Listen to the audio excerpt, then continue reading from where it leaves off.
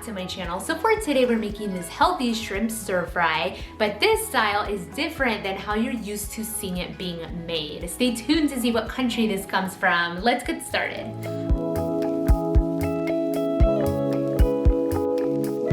To start this very quick shrimp chop suey stir fry, I'm going to be adding about 2 pounds of peeled deveined shrimp to my saucepan, which has about 3 tablespoons of melted butter in the pan.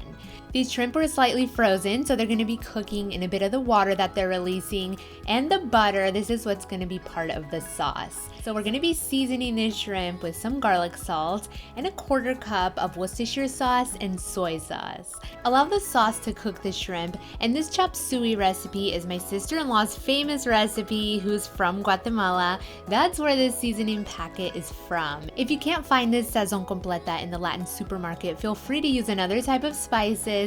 I'll leave the list in the description box of everything that this seasoning contains.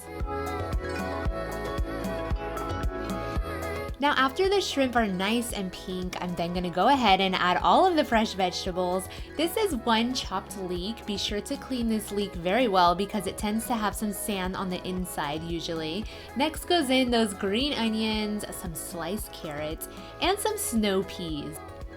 Give everything a good mix as you're adding them, and make room because next goes in all of the chopped broccoli. This is going to be covered and everything's going to get steamed for about 5 minutes depending on how you like your veggies cooked.